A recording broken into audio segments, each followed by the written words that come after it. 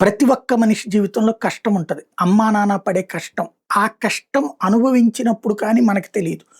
కానీ వాళ్ళేదో ఖాళీగా ఉన్నారు, లేకపోతే కాలక్షేపం చేస్తున్నారు, లేకపోతే పక్కింటి అంకులు, ఎదిరింటి అంకులకి వాళ్ళు సంపాదించుకున్నంత మా నాన్న సంపాదించట్లేదు అని అమ్మని అడిగేవాళ్ళు. లేదంటే అమ్మ, నాన్న ఇద్దరిని తక్కువగా అంచనా వేసేవాళ్ళు ఇట్లా ఉంటుంటారు.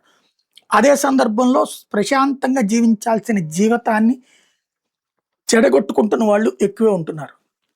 దీనికి కారణం ఈ దేశంలో జరిగే ప్రతి అంశం, ప్రతి కష్టం, ప్రతి బాధ, దాని వెనకాల ఉన్న పాజిటివ్ కోణాన్ని ప్రొజెక్ట్ చేసే మీడియా కరువవడం. భారతదేశం యొక్క శక్తిని గురించి మనకు తెలియజేయకపోవడం, వ్యక్తుల యొక్క జీవితాల్లోని శక్తుల గురించి కూడా చేయకపోవడం. పైగా నెగెటివ్ క్యాంపైన్. మన వైస్ ప్రెసిడెంట్ రాధాకృష్ణన్ ఇదే విషయాన్ని చెప్పుకొచ్చారు.